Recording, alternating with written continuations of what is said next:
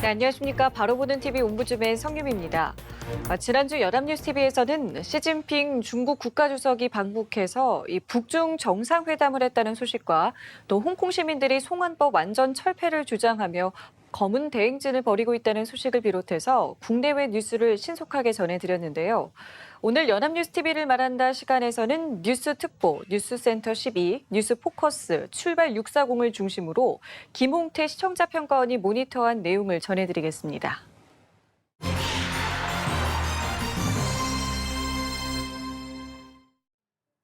연합뉴스TV는 지난주에 전 남편을 잔혹하게 살해하고 시신을 유기한 혐의를 받는 고유정에 대하여 사형 청원이 10만 명을 넘었다는 것과 현재 남편이 자신의 아들 살해에 대하여 고유정을 고소한 것을 보도했습니다. 또한 식품의약품안전처가 인공눈물과 콘택트렌즈 관리 용품 등의 판매 광고 사이트를 2달간 점검해 허위 과장 광고 1,400건 이상을 적발한 것도 보도했습니다. 지난주 전 남편을 살해한 고유정에 대한 소식이 있었는데요. 범행의 잔인성 때문에 소문이 점점 확대되고 있어 사실 확인과 주의가 필요하기도 한 부분입니다. 뉴스특보에서는 전 남편을 살해하고 시신을 훼손해 유기한 피의자 고유정이 보름 전부터 범행을 준비한 것으로 조사됐으며 경찰은 고유정이 재혼한 남편과 원만한 결혼 생활을 유지하기 위해 엽기 범죄를 계획한 것으로 결론 내렸다고 전했습니다. 기자는 고유정이 지난달 10일부터 엽기 살인을 계획했음을 밝혔는데요. 이는 범행 보름 전으로 피해자인 전 남편이 법원으로부터 아들 면접 교수를 지정받은 직후였으며 살인 계획 정보는 인터넷을 통해 얻었음을 전했습니다. 제주 동부경찰서 형사계장이 보름 전인 5월 10일부로 계획한 걸로 추정한 것은 피의자의 휴대전화와 컴퓨터에서 인터넷 검색 내역을 확인했을 때 졸피뎀 등 범행과 관련된 단어들을 검색한 흔적이 확인된 것을 이유로 했습니다. 고 씨는 청주에서 수면제와 범행 도구를 준비해 제주로 향했으며 펜션에서 전 남편에게 졸피뎀을 먹인 뒤 반수면 상태인 남편을 쫓아다니며 흉기를 휘두른 것으로 조사됐습니다. 또 제주에서 시신을 1차 훼손해 바다에 버리고 김포에서 방진복 등을 준비해 2차 훼손에 유기한 것으로 확인됐는데요. 인터넷과 마트에서 수시로 범행 도구를 구입했고 범행 동기는 가정사로 결론이 났습니다. 제주 동부경찰서장은 전 남편이 이 세상에서 없어져야 자기가 지금 현재 남편과 원만하고 행복한 결혼 생활을 이어갈 수 있다는 생각을 한 것으로 추정하고 있다고 전했습니다. 다만 프로파일러들은 고 씨가 사이코패스는 아니라고 판단했는데요. 정신병력 또한 확인되지 않았습니다. 고 씨에게 적용된 혐의는 살인, 사체 손괴, 사체 유기, 사체 은닉 등으로 경찰은 12일 사건을 경찰에 송치할 예정임을 전했습니다. 뉴스센터 1, 2는 제주 동부경찰서가 구속된 고유정을 방송 당일인 12일 검찰에 송치했음을 전하며 검찰에 신병이 인계된 고 씨는 경찰서를 떠나는 마지막 순간까지 머리카락으로 얼굴을 가리고 고개를 푹 숙인 채 취재진의 질문에 묵묵부답으로 일관했음을 보도했습니다. 이런 가운데 고 씨를 법정 최고형인 사형에 처해달라는 청와대 국민청원 참여 인원이 닷새 만에 10만 명을 훌쩍 넘어서고 있다고 전했습니다. 뉴스포커스는 고유정의 아들이 의문사한 것에 대해서도 경찰이 본격적인 수사에 나섰음을 전했는데요. 청주 상당경찰서는 고 씨 자택에서 확보한 휴대전화, 컴퓨터에 저장된 자료를 분석하고 있으며 또 2017년 재혼한 남편과의 통화 기록과 병원 처방 내용 등도 집중 조사하고 있다고 전했습니다. 고 씨의 남편은 지난 3월 아들이 숨졌을 당시 경찰 조사에서 아들과 함께 잠을 자고 일어나니 숨져 있었다고 진술했다고 전했습니다. 출발 640에서는 전 남편 살해 피의자의 고유정과 재혼한 남편 37살 A씨가 고유정이 자신의 4살짜리 아들을 살해했다는 내용의 고소장을 제출했음을 전했습니다. 현재 피의자 고유정은 정당방위 주장을 하고 있고 별다른 반성의 기미가 없어 보이는데요.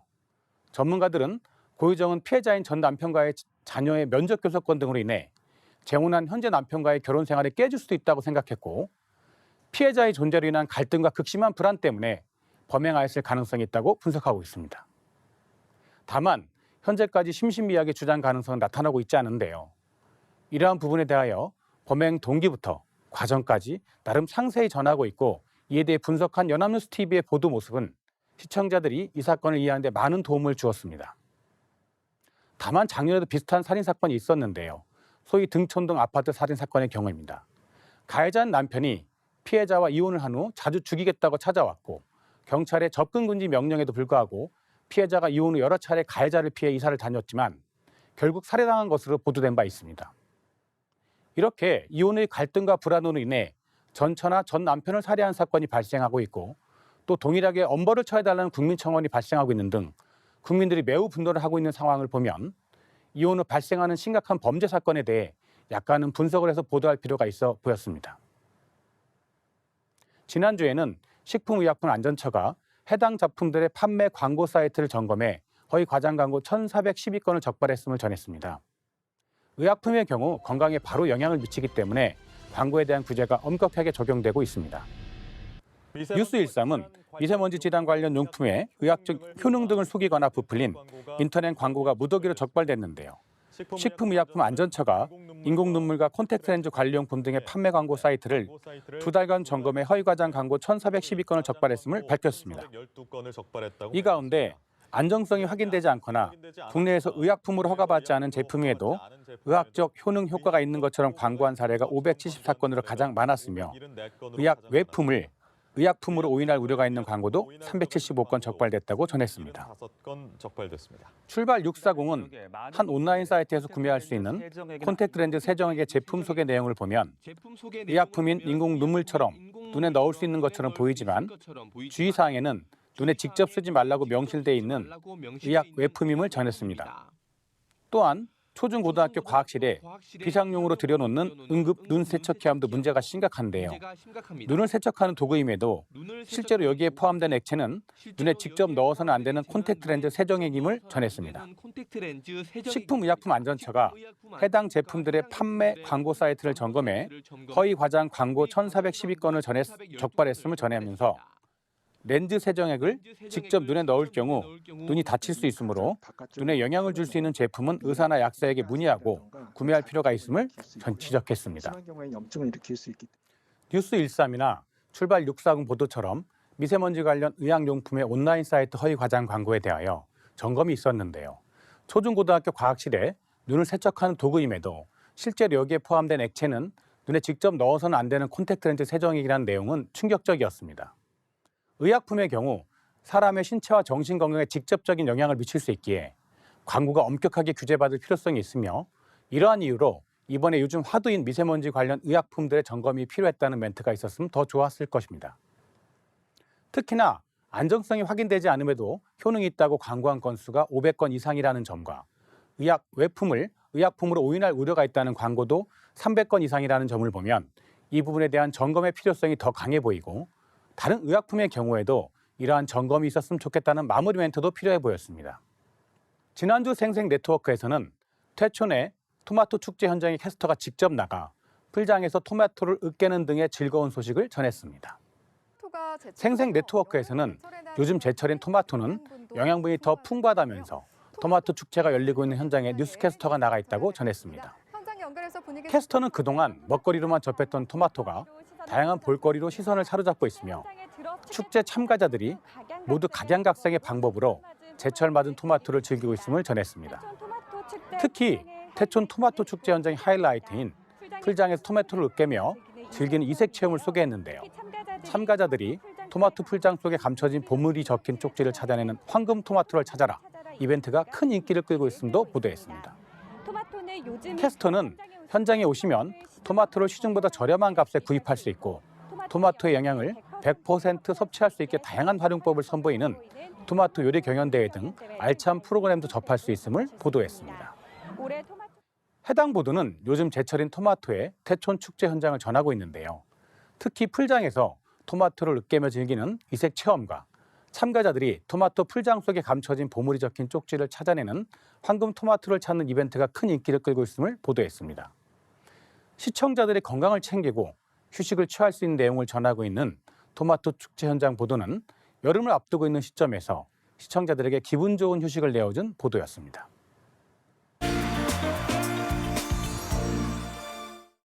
네, 이번 순서는 주말에 방영되는 제작 프로그램을 대학생의 시선으로 분석하고 평가한 내용을 들어보는 캠퍼스 TV 리포트 시간입니다. 이번 주는 동아방송예술대 방송보도제작과의 서구열 학생 나와 있습니다. 안녕하세요. 안녕하세요. 자, 지난주에 어떤 프로그램 모니터하셨나요? 네, 저는 지난 16일 오전 9시 20분에 방영된 트렌드 지금 여기를 모니터했습니다. 트렌드 지금 여기는 젊은 감각의 아이템으로 다양한 트렌디한 소식을 보여주는 프로그램인데요. 지난 방송에서는 서울의 재발견으로 숨은 명소들을 소개했습니다. 그럼 자세한 모니터 내용 지금부터 전해드리겠습니다.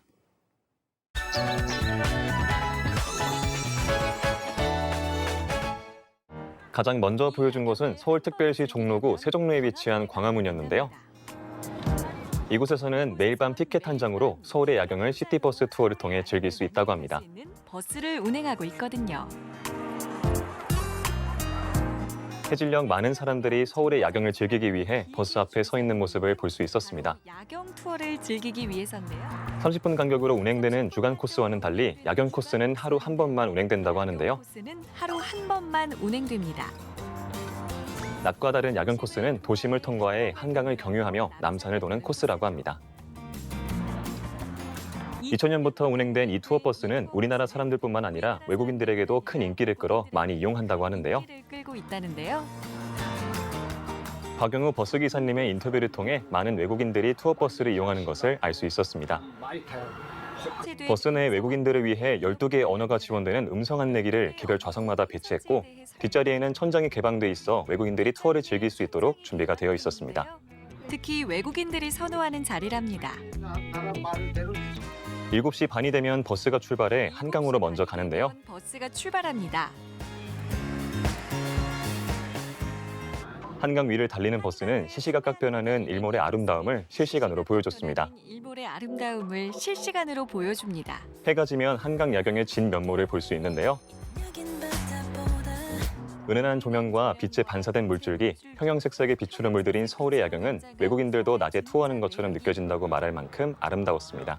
It's beautiful. I can imagine what a day trip would look like. Yes. 서울 야경의 정점은 바로 남산타워인데요. 뭐니 해도 남산이죠. 해발 497m인 정상에 위치하기 때문에 서울 전역을 볼 수 있습니다. 위치하기 때문에 서울 전역을 볼 수 있습니다. 동서남북으로 탁 트여 있어 서울의 야경을 감상하기에 가장 적합한 장소인데요. 많은 외국인들이 야경의 아름다움을 사진 속에 담는 모습과 그 속에서 보여주는 미소가 저도 같이 야경을 보는 듯한 느낌을 줬습니다. 눈을 떼지 못하는데요. 남산을 떠난 버스는 다시 서울 도심 속으로 이동하는데요. 잠들지 않는 서울의 밤은 관광객들에게 또 다른 경관을 선사해주며 야경 투어를 마무리했습니다. 생기가 넘치는데요. 다음으로는 서울특별시 종로구 신문로에 위치한 돈이문 박물관 마을을 살펴봤습니다. 처마를 맞댄 한옥들이 옹기종기 모여있는 추억 어린 동네가 서울 한복판에 있었는데요. 서울 한복판에 있다는 사실 아시나요? 풀방울이 드나들듯 했던 오락실도 그때 그 시절의 오락실과 이발소도 그대로인 모습이었습니다. 골목은 물론 담장까지 그대로일 정도로 옛날의 모습들을 복원하려는 흔적들이 곳곳에 있었습니다.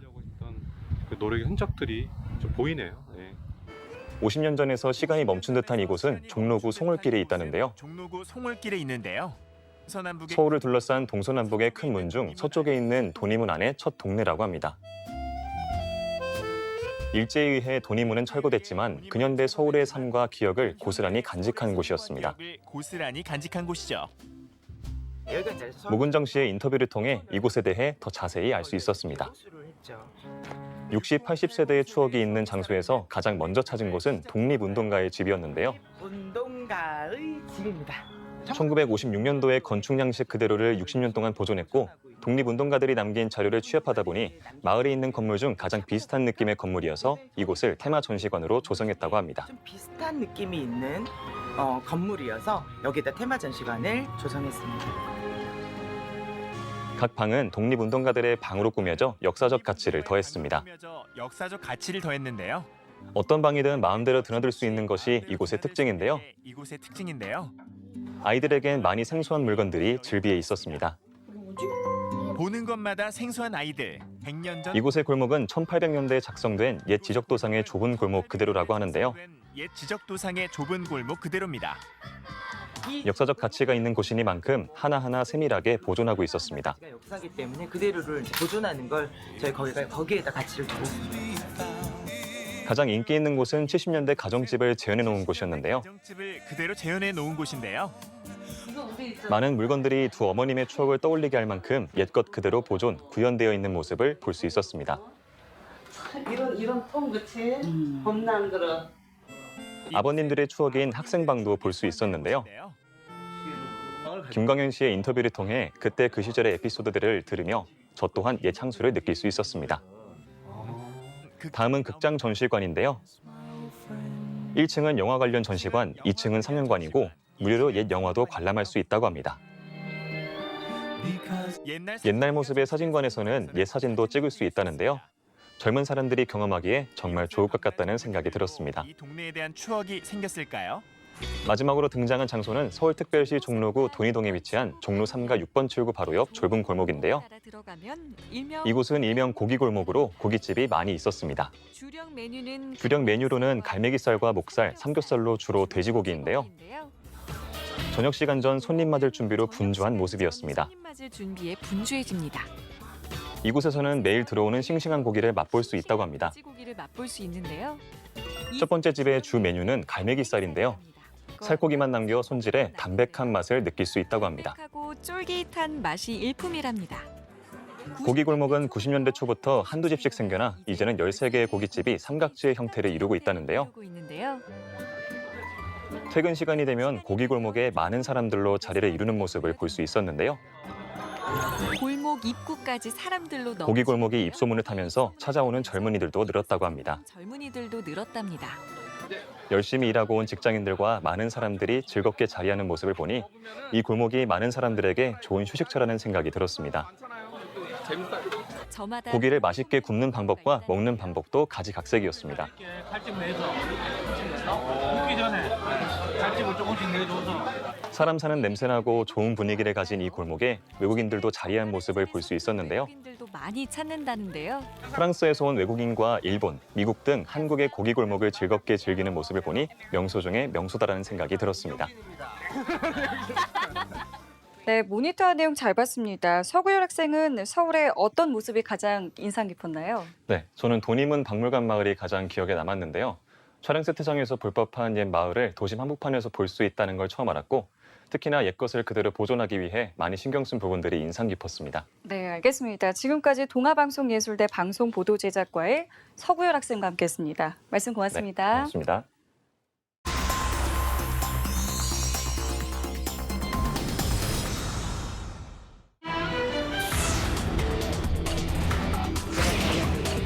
누가 좀 아이에게 미안하지 않습니까?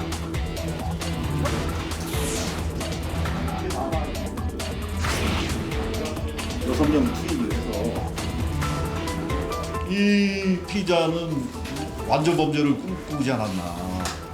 훼손된 사체도 이제 그 일부는 유기도 했지만은 최대한 흔적을 남기지 않으려고.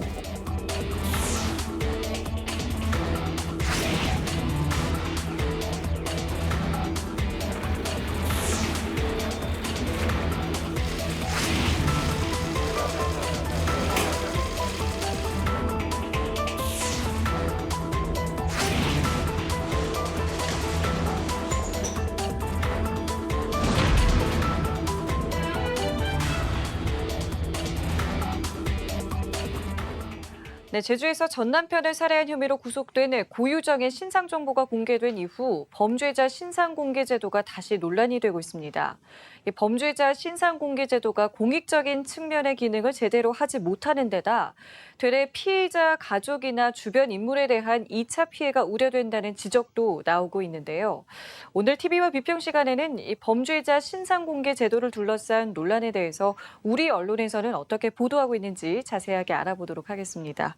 오늘 경희대학교 커뮤니케이션 연구소의 이장환 교수 나오셨습니다. 안녕하세요. 안녕하세요. 자, 앞서 전해드린 것처럼 전 남편을 살해한 혐의로 구속된 고유정의 신상 공개가 결정이 됐습니다. 하지만 자신의 머리카락으로 이제 얼굴을 가리면서 또 한 번 논란이 되기도 했었는데요. 먼저 이와 관련된 보도를 좀 정리를 해볼까요? 네.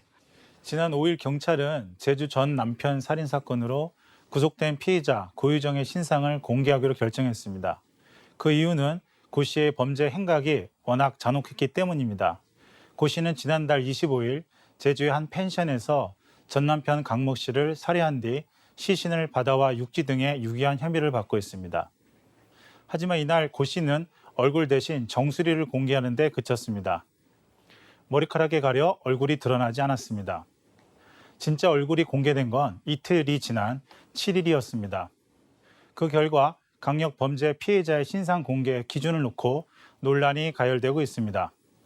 조선일보는 제주 전 남편 살해, 고유정 또 얼굴 가리고 침묵, 유족들 얼굴 들라 울분이라는 제목의 기사를 통해 피해자인 전 남편 강모 씨의 유족들의 아픔과 경찰이 살인자를 보호하는 것이냐는 유족들의 분노를 전합니다. SBS 뉴스는 강력범죄 피해자의 신상 공개에 대한 경찰의 지침에 매우 모호한 결과 강력범죄 사건마다 여론의 추이에 따라 신상 공개를 하는 등 문제점을 지적합니다. 헤럴드 경제는 신상 공개, 고유정, 얼굴 노출, 불발, 특강법 개정 10년, 공개 방식 논란이라는 제목의 기사를 통해 경찰은 머그샷을 통해 얼굴을 제대로 공개하는 방안도 고민해 봤어야 한다고 보도합니다. 이에 대해 경찰은 내부 지침상 신상 공개된 피해자의 얼굴을 가리기 위해 고개를 숙이더라도 고개를 들도록 강제할 수 없다고 말합니다. 경찰 수사사건 등의 공보에 관한 규칙에 따르면 경찰은 특정 강령 범죄 피해자의 얼굴을 공개할 때 얼굴을 드러내기 위해 적극적 조치를 취할 수 없도록 규정하고 있습니다.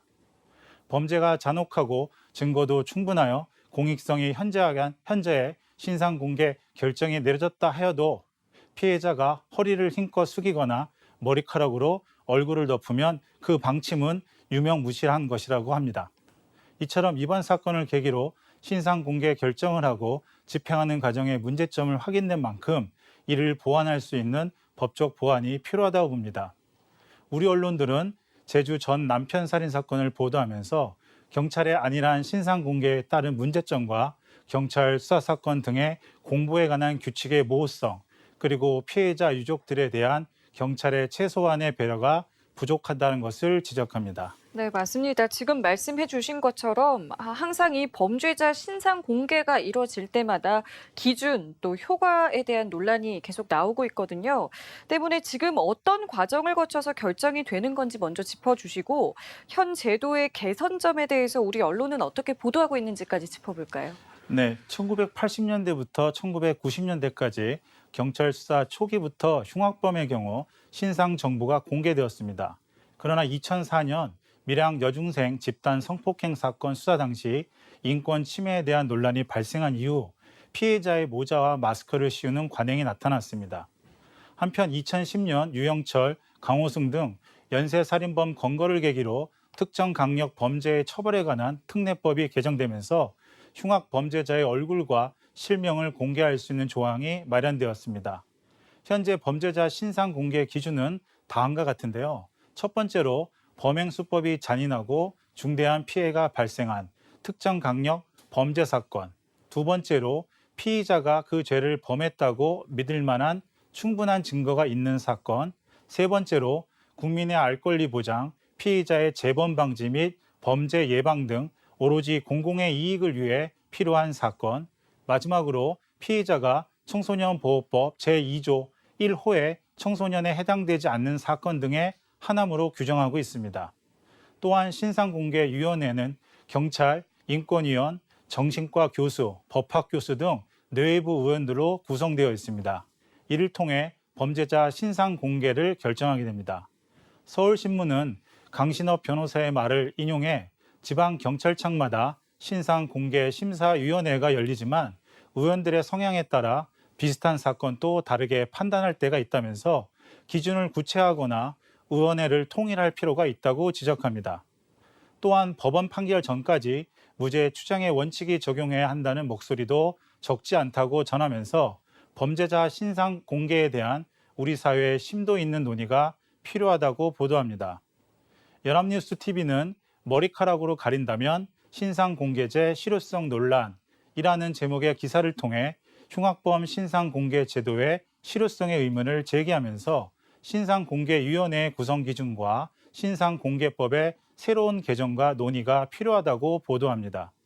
이처럼 우리 언론들은 범죄자 신상공개 기준과 결정 과정의 탄생과 신상공개위원회의 구성에 대한 명확한 규정의 필요성과 실제 범죄자의 신상공개 제도의 실효성의 의문을 제기하는 등 비판적인 보도를 합니다. 하지만 언론들이 범죄자 신상공개법의 제정 과정에 대한 역사적 맥락과 신상정보 공개에 따른 법률적인 충돌에 대한 심층적인 취재와 보도가 부족했습니다. 이 외국의 경우에는 이 신상 정보 공개를 어떻게 하는지도 궁금한데요. 먼저 이것도 좀 짚어주시고 만약에 현 제도를 정비하게 된다면 어떤 식으로 해야 된다고 언론은 말하고 있었는지도 정리해 주시죠. 네, 외국의 경우 범죄자의 신상 공개는 나라마다 차이가 좀 있습니다. 먼저 미국의 경우는 성범죄자 신상 정보 공개 관련 법률로는 매건법이 있습니다. 이 법은 1994년 7월 뉴저지주에서 성범죄 전과가 있는 자의 이웃집에 강아지와 놀러 갔다가 강간 살해당한 7살 소녀의 이름에서 유래했는데요. 이 사건을 계기로 성범죄자 등록 및 통제에 관한 법률이 만들어졌습니다. 특정 성범죄에 대한 범죄자의 이름, 자택 및 직장 주소, 자동차, 정보, 신체적 특징, 사진과 같은 개인정보를 제공하도록 되어 있습니다. 주마다 등록 정보를 일반인에게 공개하지 않는 경우와 공개하는 경우가 있는데 공개하는 것이 일반적입니다. 한편 영국의 경우 사라법이라는 성범죄자법이 있습니다. 그러나 2000년 7월 8살 난 소녀가 실종 16일 만에 성폭행 후 살해된 채 발견되었는데 이 사건으로 인해 영국 의회는 2000년대 이 법을 개정해 지역별 성범죄자의 숫자만 공개할 수 있도록 했습니다. 이 법에 따라 경찰은 성범죄자에 대한 정보를 학교 등 아동 청소년 보호 관련 기관에 제공하지만 일정한 개인에게 제공하는 경우는 제한적으로만 가능합니다. 영국은 경찰이나 국가기관이 상호 정보 교환을 목적으로 제도를 만들었기 때문에 정보를 일반적으로 공개하고 있는 우리나라나 미국과는 많이 다릅니다. 이처럼 나라마다 범죄자 신상정보 공개가 다르다는 것을 알 수 있습니다. 이에 대해 조선일보는 승재현 형사정책연구원 연구위원회 기고문을 통해 외국은 우리보다 더 폭넓게 신상을 공개하고 있는데 미국과 영국은 언론에 강력범죄자의 신상을 공개하고 일본 또한 얼굴과 신상 정보를 공개한다고 인용합니다. 또한 범죄자의 신상 공개 의무 규정으로 변경해야 된다고 주장합니다. 중앙일보 또한 이웅혁 건국대 경찰학과 교수의 인터뷰를 통해 해외에서는 공적으로 발생한 범죄 사건의 경우 범죄자의 신상 공개를 원칙으로 하고 있다며 우리처럼 인위적으로 마스크와 모자까지 제공하면서 피의자의 얼굴을 가려주는 것은 상당히 특별한 제도라고 보도합니다. 여기에 공적인 범죄 사건이기 때문에 당연히 국민이 알아야 하기 때문에 우리나라도 국제 기준이나 국민 정서를 봐서는 지금보다 더 적극적으로 공개하는 쪽으로 가야 한다고 보도합니다. 이처럼 우리 언론들은 외국의 범죄자 신상정보 공개 사례를 보도하면서 이제 우리 사회에서도 흉악범죄나 공적인 범죄 사건의 피의자의 신상정보 공개와 이에 대한 사회적, 법적 논의와 개정의 필요성을 강조합니다. 하지만 우리 언론들은 형법상 무죄 추정상의 원칙의 문제와 신상정보 공개 시 피의자 가족에 가해지는 연좌제 피해 문제, 범죄자의 신상 공개가 알 권리에 해당하는 건지 아니면 알고 싶은 것인지에 해당하는지에 대한 문제, 범죄자 신상 정보 공개가 예방적 효과라면 과연 예방 효과가 있는지에 대한 근본적인 논의와 보도가 부족한 것은 아쉬웠습니다. 네, 맞습니다. 이 제도의 취지는 잘 살리면서도 2차 피해는 없어야 할 텐데요. 이럴 때 언론은 어떤 태도로 보도를 해야 된다고 보시는지요? 네, 우리 언론들은 먼저 형법상의 무죄 추정의 원칙 때문에 대부분의 범죄 보도는 수사 단계에 집중하게 되고 그 이유는 보도가 거의 되지 않는다는 것이 가장 큰 문제입니다. 그 결과 수사 단계에서 발생하는 자극적인 내용이나 루머가 넘쳐나 수사에 혼선을 제공하는 문제를 낳습니다. 따라서 우리 언론은 수사 단계에 너무 많은 취재력을 동원하지 말고 수사 이후의 재판 결과 및 사건 향후를 조명해 주길 바랍니다. 또한 전문가의 심층 인터뷰 및 기고를 통해 사건 전반에 통한 이해와 분석, 그리고 사회 문화적인 변화 등을 보도할 수 있는 차분하고 이성적인 언론의 바람직한 보도 태도를 바랍니다. 네, 알겠습니다. 지금까지 경희대학교 커뮤니케이션 연구소의 이장환 교수와 함께했습니다. 말씀 고맙습니다. 네, 감사합니다. 네, 옴부즈맨 제작진은 시청자 여러분의 다양하고 소중한 의견을 기다립니다. 방송을 보고 느낀 소감을 연합뉴스TV 홈페이지 시청자 게시판이나 SNS로 보내주시기 바랍니다. 그럼 저희는 다음 주에 다시 찾아뵙겠습니다. 시청자 여러분 고맙습니다.